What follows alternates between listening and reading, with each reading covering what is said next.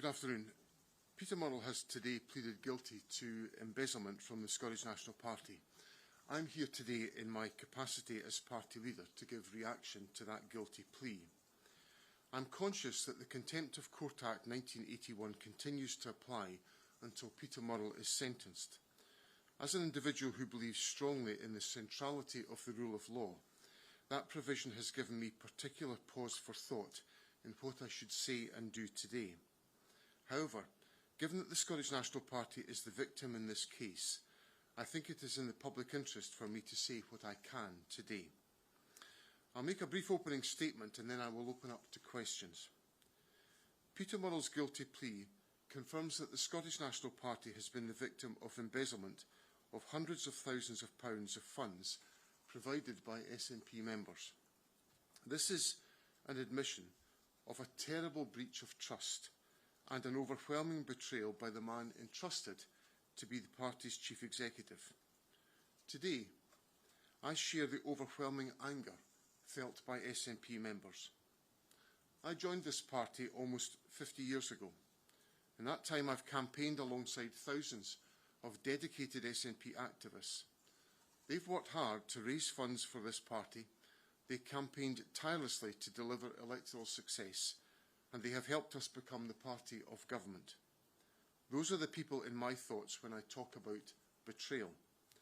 By embezzling from the SNP, Peter Murrell was stealing the hopes, the dreams and the aspirations of thousands of people all over Scotland, people who gave what they could over many years in the hope that it would help contribute to a better country. So today, I am horrified. I am betrayed. But I'm also resolute about the future. I returned to the SNP leadership 2 years ago because I could see that the party that I loved was not in the best place. I promised that we would get back on track. A key part of that has been the process to strengthen our governance structures and our party finances. That has been an ongoing process over a number of years. The party now has a modernised backroom operation which, as we saw in the election result, is highly effective at supporting campaigning around the country. The SNP is resolutely focused on the priorities of the people of Scotland, and our new government is hitting the ground running. We are the party on Scotland's side.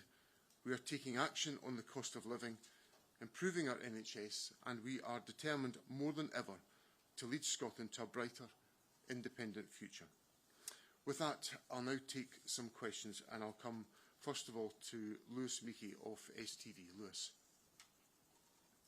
First Minister, I suppose first of all, Joanna Jerry's here today. She said outside that you should resign as First Minister, that she doesn't trust you to turn this around. What do you make of that? Well, I have no intention of doing that.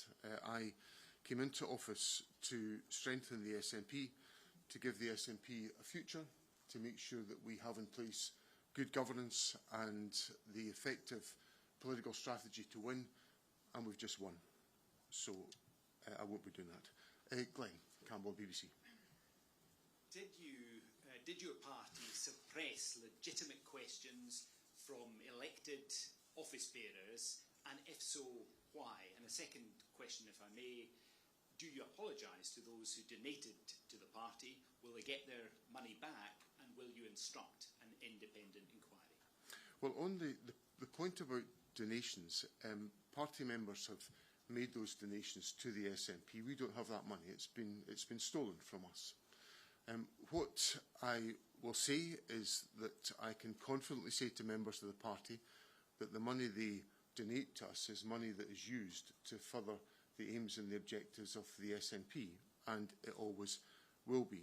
In terms of how party members are feeling, I feel the same way as party members, because I'm one of those people that donates to the SNP as well.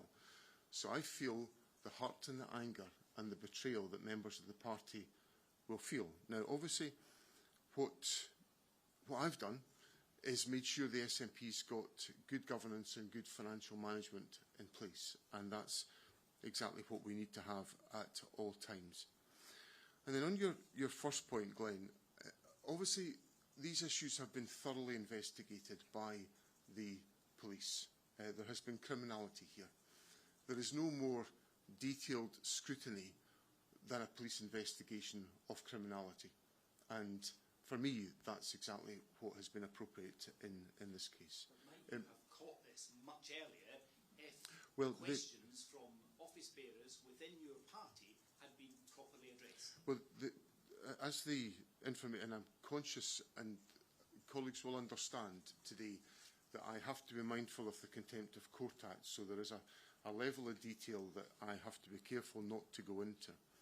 But the material which emerged from the court indicated that there had been a period of criminality that goes back to 2010.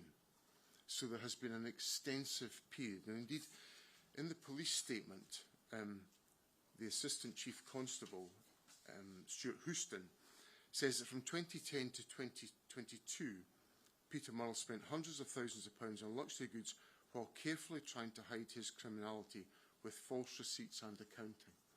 So I think the issues that we're dealing with here have been issues of a long-standing nature.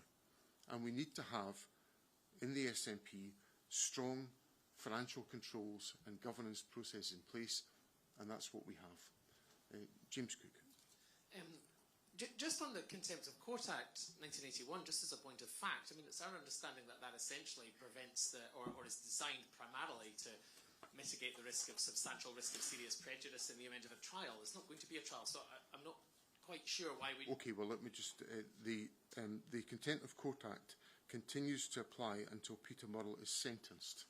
No. So that's... I'm not saying this to be difficult. I'm simply saying it to give absolute clarity, because I am speaking today in my capacity as leader of the Scottish National Party, and as someone who believes in the rule of law, I have to be mindful of the legal context in which I'm speaking. That's the only point I'm making. I understand that, and it wasn't my question. And I'll try to, and we'll try to go through the answering the questions in a way that is as helpful as possible. This is we deal with the Contempt of Court Act a lot, and we can be pretty free in what we're saying today. That's all I'm saying. The question I have for you is, you're saying you're making sure now, in 2026, that the SNP has good governance and financial management in place. You led this party more than 20 years ago. I hear what you're saying. Peter Murrell, who was at the heart of your party, turned out to be a common thief. But could you not have done more to prevent something like this happening? Do you personally, and other people who've led the party, take any accountability for that? Well, the issues here are about the criminality of Peter Murrell. That is what's at stake here. So whatever else we talk about in and around about that, it is the criminality of Peter Murrell that has given rise to the situation that we face today. And that is what we cannot escape in our discussions today. That is the source of the problem, which is the criminal behaviour of Peter Murrell. That's it. No, but I'm not disputing that. But I'm saying, what about the accountability in terms of, if you're saying now there needs to be better governance, why didn't you put in place better governance when you first led the party? I'm simply saying that the issues that are at stake today are about the criminality of Peter Murrell. That is what has caused the situation we face today, and at all times we should have in place strong and effective governance, and that's what I reassure party members is the case today. Peter Smith. First Minister, thank you. Was it a mistake for the SNP to have allowed the Chief Executive to be married to the leader of the party? Ultimately, the issues that are at stake here, as I've just said to James, were all about the behaviour of Peter Murrell. And individuals are responsible for their own conduct and their own actions. And that's what has essentially arisen out of the guilty plea in the court today. Well, that's not something that was within my gift. But what is important is that we recognise through all of our discussions the centrality of the behaviour at stake here, which is the criminal behaviour of Peter Murrell, for which he is responsible, and he will now have to face the consequences. Any governance as part of that?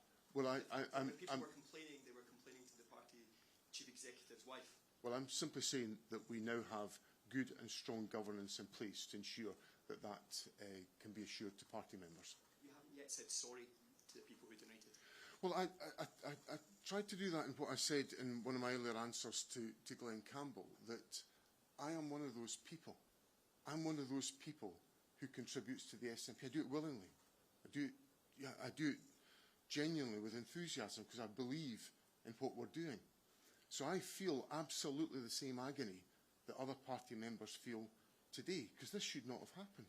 These circumstances should never have arisen. That somebody entrusted with a leading position in the party should have embezzled party funds. It just should not have happened. It should, Peter should have known this was the wrong thing to do and should not have done it. But I'm simply explaining to you that the situation I find myself in today is I'm one of those people, Peter.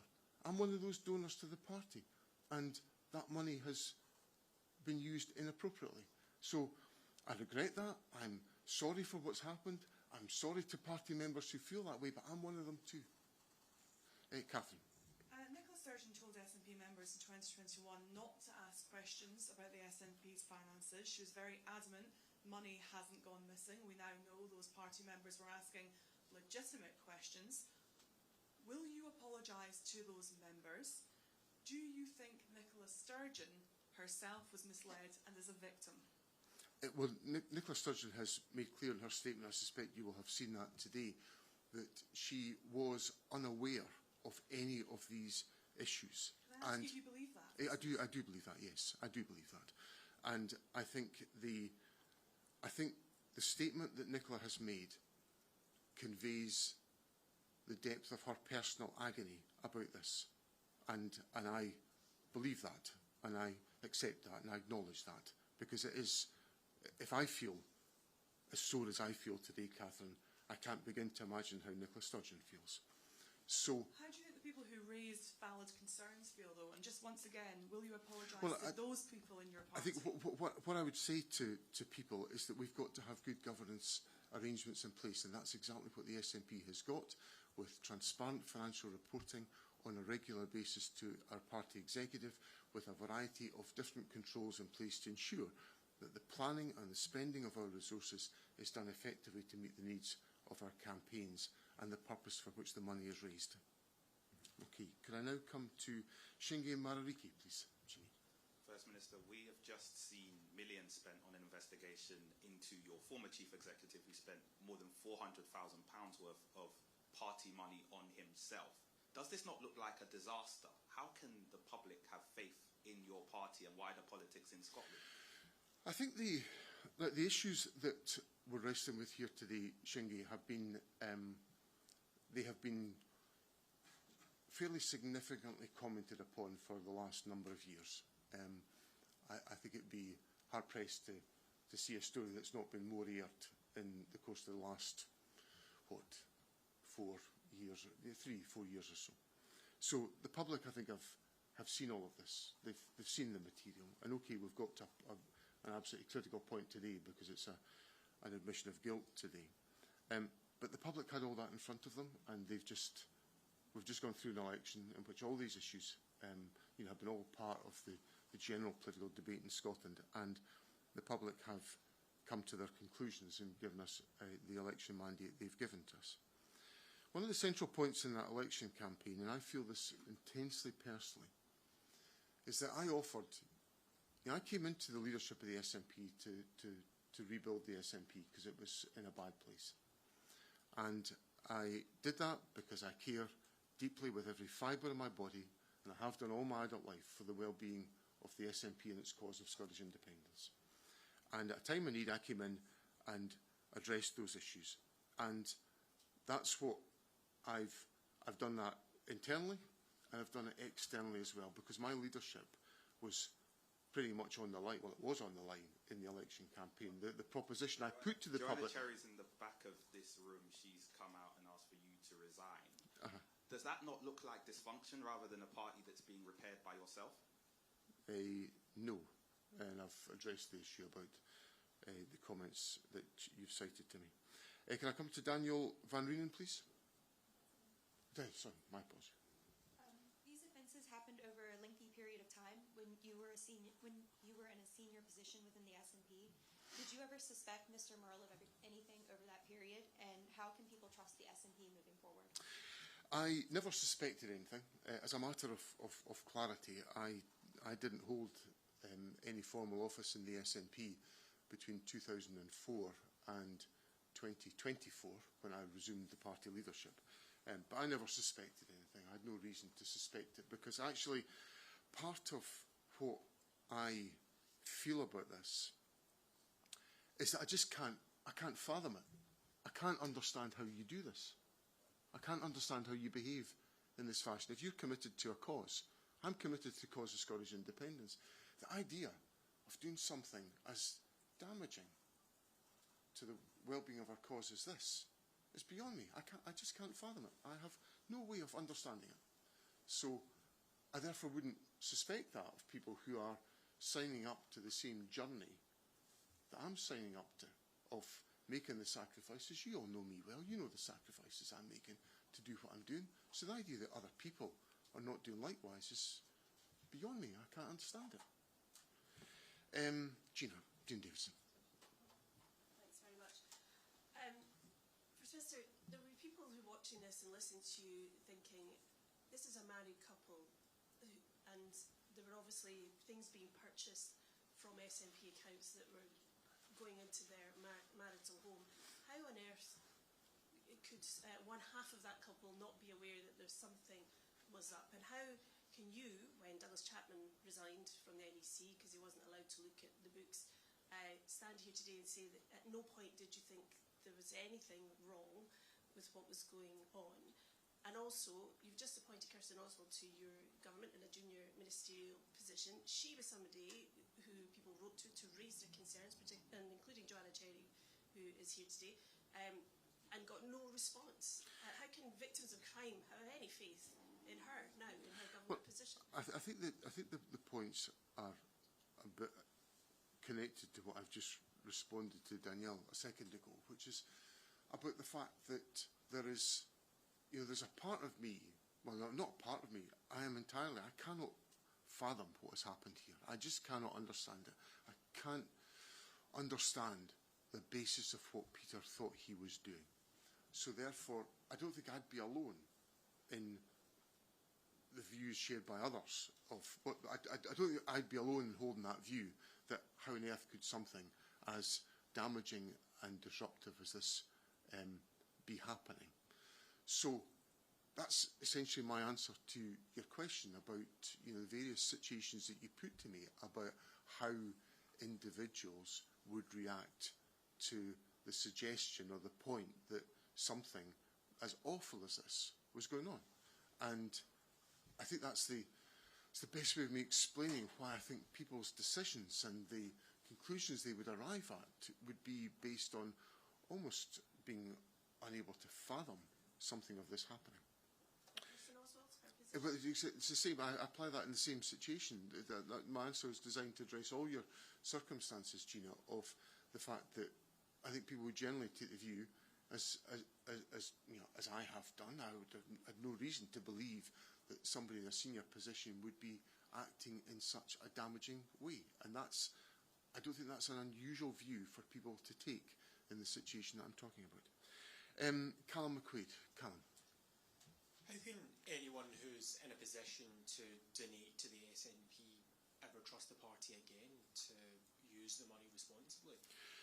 Well, for two reasons, Callum. I have put in place very, very tight financial provisions to make sure our governance of party finances is done effectively and appropriately. So, for example, our structures of approval of any expenditure is done in a very orderly, proactive approach, with budgets set by the National Executive Committee of the party, financial reporting shared with the National Executive Committee on an open monthly basis. We met,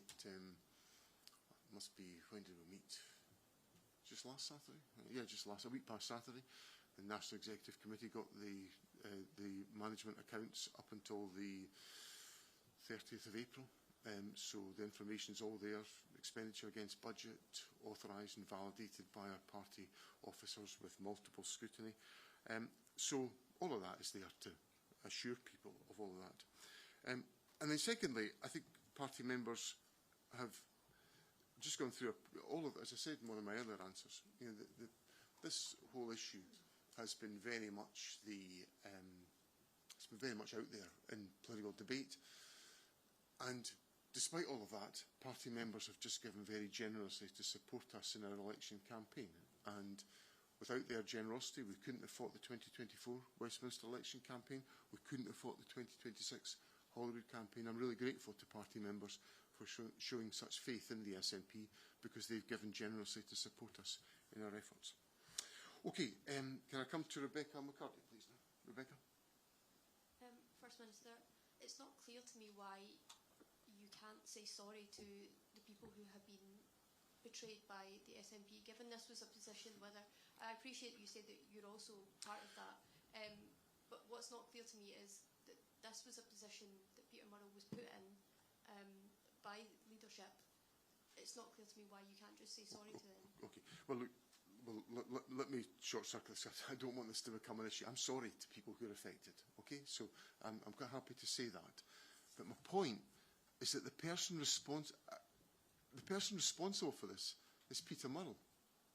It's not my conduct that's got to this situation, it's Peter Murrell's. So that's the only point I'm making, but if it helps, I'll say sorry to everyone involved. David Ball. Thank you very much.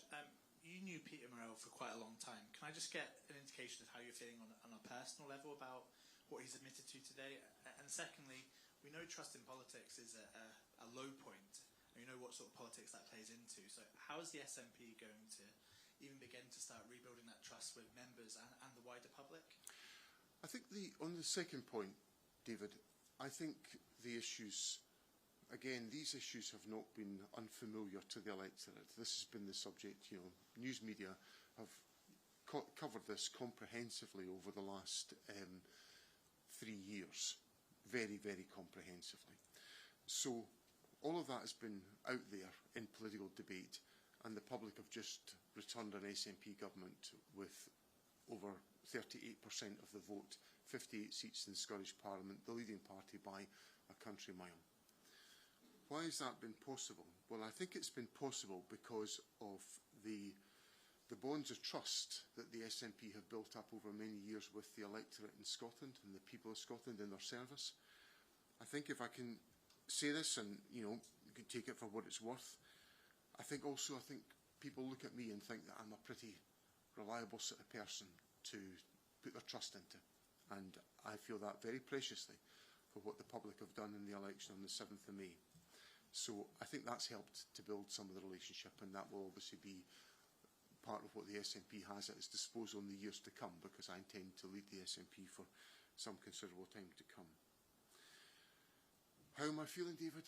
I am gutted by this today.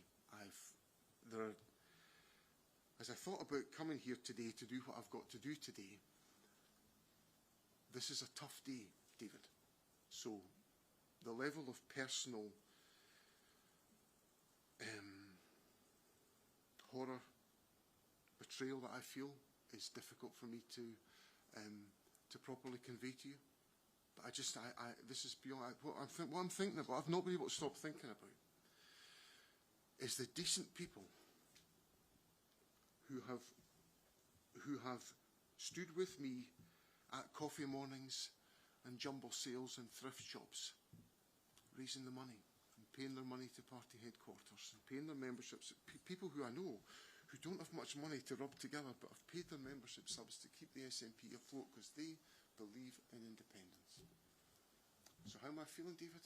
That's how I'm feeling today. Dan Sanderson. Dan. Thanks, First Minister.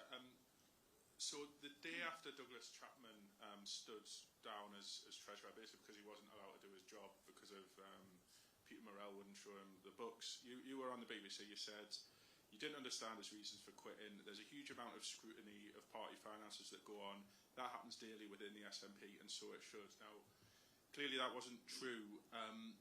Do you regret at the time sort of rallying behind Peter Murrell and the establishment, and taking all you've said about you being among the victims in this, is there not more that you could have done to ask questions? The Treasurer resigned. Surely that's a big red flag. Well, all the issues, all the ground I've covered today, Dan, is about the party having proper scrutiny in place about its finances, and that's what I believe to be the case. That's what always should be in place in any organisation, and I took the view that that's what would be in place at this particular stage. Now, obviously, again, let's go back to the statement from Police Scotland, if I can just get it here. Carefully hiding his criminality with false receipts and accounting. That's what was going on at the time, to deceive the proper processes that were in place. So it's not the fault of the processes that we are where we are today. It's the fault of Peter Murrell's conduct that we are where we are today. Sev Carell. Sev. Thank you, First Minister. I just want to follow up these questions about what you did or knew or believed should have happened at the time. I mean, you were very careful to say that you held no party office between 2004 and 2024, but from 2014 you were the right-hand man for Nicola Sturgeon, the First Minister. You, despite not holding party office, you were one of the most powerful and influential figures in the SNP for several decades. And this point about personally feeling betrayed, there were a number of people who held office in the party who were also very invested and committed to the party, like Frank Rennie or Chapman and others who resigned very angry and upset about what happened. At the time, it felt like both yourself and Nicola Sturgeon were poo-pooing their concerns, saying nothing to see here, nothing wrong we know of at all, just be calm. Do you think that they are owed an apology of any description, because they were the people that were raising the red flags, which weren't being given, as far as we could establish, proper credibility until the police got involved, because the party wasn't treating them as credible?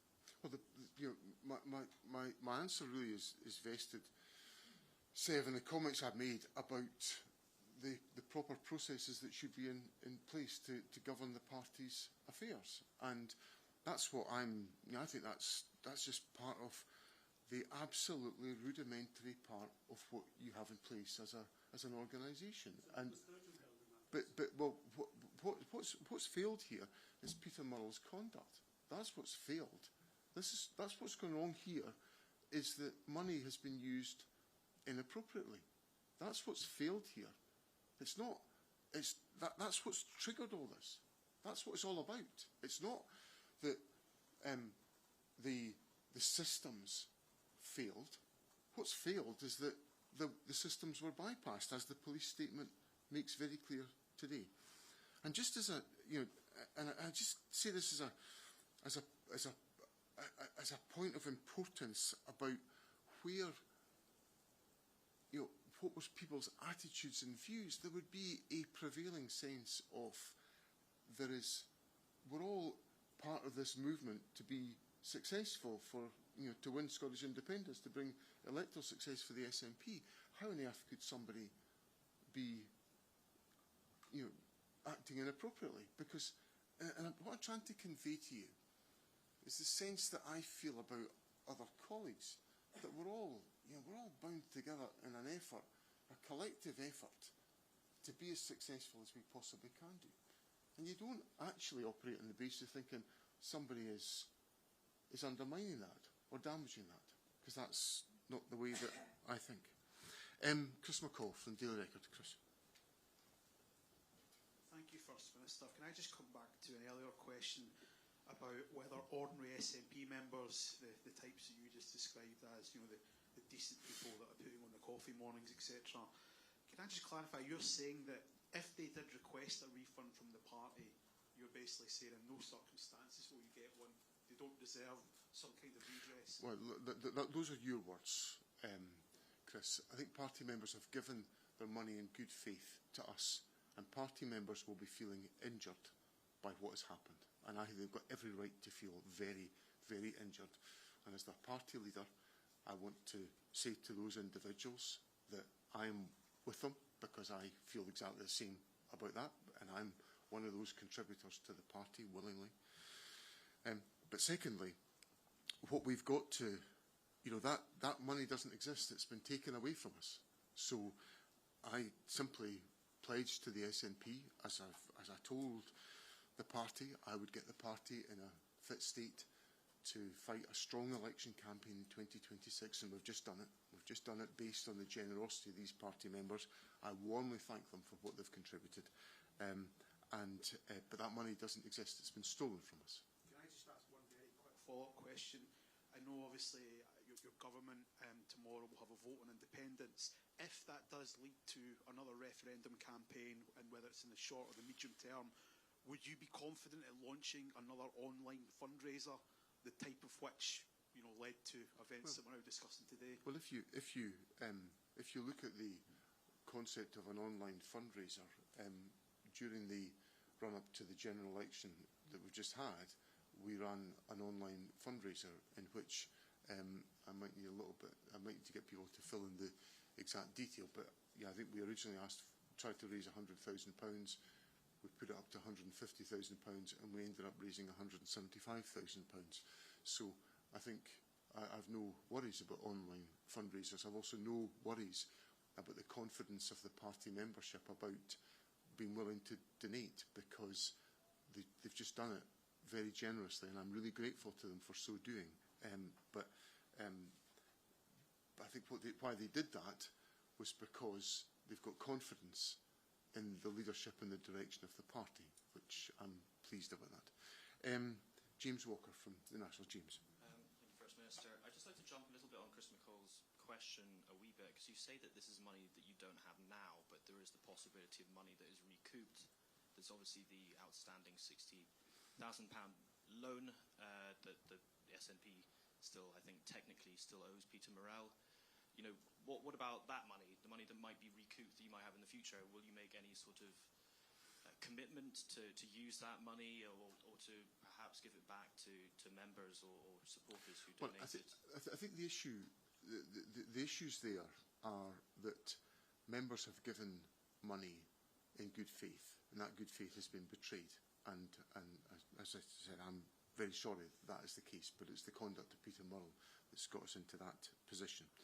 Now, as for any attempts to reclaim money or the issues around about loan, these are some of the legal issues that we then get into, where I'm a little bit concerned about the parameters of the Contempt of Court Act. So if I can say no more on that question, because I think it gets us into issues that I don't think are settled today.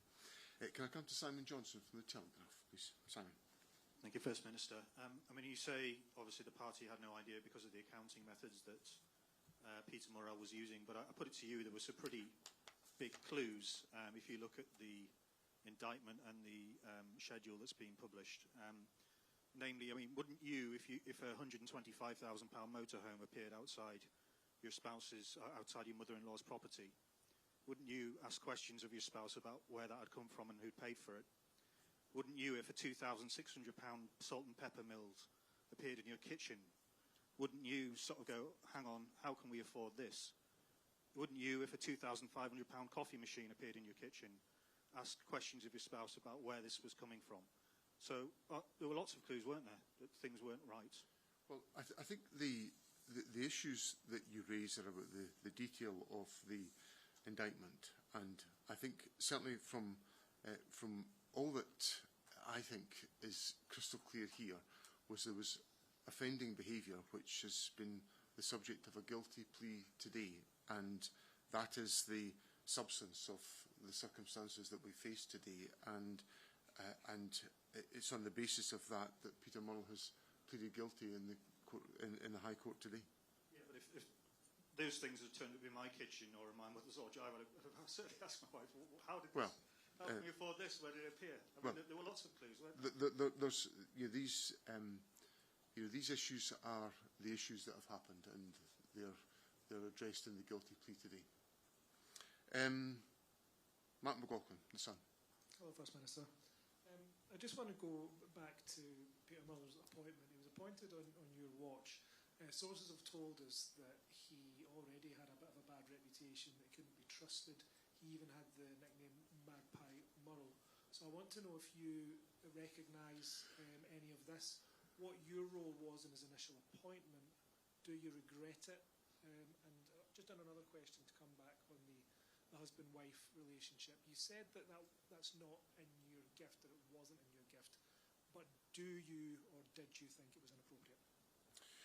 On the question of the appointment, look, I was leader of the SNP when we went through a recruitment process to appoint a chief executive in probably about 2001 as part of a decision-making process within the party. Obviously, Peter Murrell was a successful candidate. He was employed for many years. The offending behaviour that we're talking about here, that's in the police note, started in 2010, long after I stopped being leader of the SNP. So I think and obviously by that time we were in government, so Peter Murrell had contributed towards the growth and success of the SNP. So I think the purpose of the appointment was crystal clear, to make sure the SNP was able to prosper. You don't recognise that somebody that I gave you about previous warnings that he was untrustworthy? Well, nothing. I heard nothing of that nature. No, I'm completely unaware of that. That's news to me. And then if there were issues about his conduct, well, they would have been aired in the recruitment process, and they certainly weren't. In relation to the questions about Peter and his behaviour, he is an individual.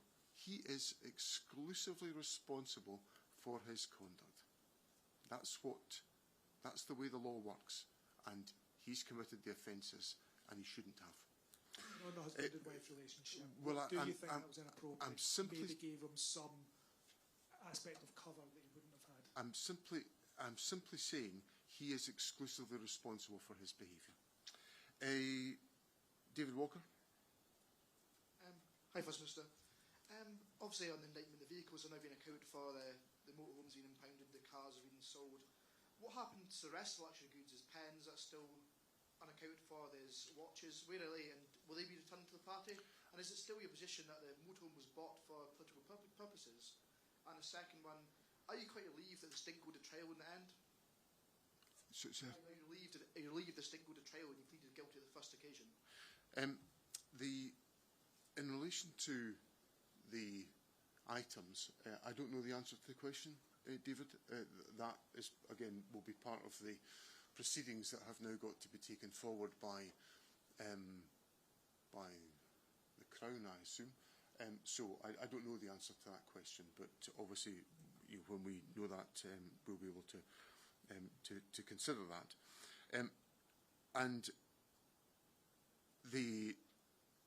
I've got no idea why a camper van was purchased.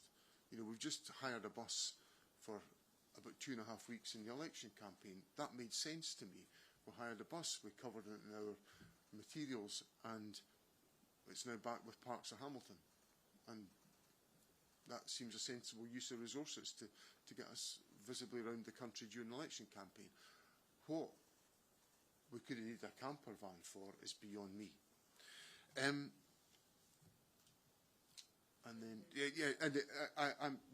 glad that this process is reaching a conclusion, because it has been a process that has brought enormous strain to many people, including many members of the party's staff, and I'm glad that we're getting close to some form of conclusion. Tom Gordon. Tom. Thanks, First Minister. Why are you so resistant to at least offering party members a refund? They might not take it up, but at least offer them that money, because Peter Murrell was responsible for his actions, but he did not steal in a vacuum. He stole within an organisation which failed to have adequate financial governance in place. Some £70 million flowed through the SNP while he was chief executive, and the party apparatus surely had a duty to safeguard that money, and it self-evidently failed because he was able to poggle you for 12 years. And if it hadn't been for a member of the public going to the police, he he might be stealing from you still. Surely the party has a duty to recompense people it failed to protect. I come back to the point that I made earlier on, that the actions of Peter Murrell, as described in the police statement, talk about carefully trying to hide his criminality with false receipts and accounting. So that is, you know, it is whole-scale deception. It is deceiving the systems that are in place to exercise control. It is about deceiving the people who are the source of the donations to the party. So, in that respect, there are multiple victims here. The collective victim is the Scottish National Party, but there are multiple victims who have contributed that resource. But members of the party have, in my view, given that money for its proper purpose, and they would want us to continue to proceed to make sure that we do all that we can to achieve the greatest that we can with the resources that we have available to us. And that's exactly the commitment I give to party members today. And the truth is that you were blinded by his party card. To coin a phrase, he was one of us, and so he wasn't given proper oversight. What I'm saying, like, I've tried today, and I think you've seen me engage with you over many, many years, and intensely over the last couple of years, and very intensely in the last 6 weeks. And I've tried to basically just go through all of this with absolute candour. And what I'm saying to you is that I literally cannot get my head around this. I cannot fathom it, because I don't know where I would start thinking, oh, there must be a possibility that somebody in a key position is going to abuse their position.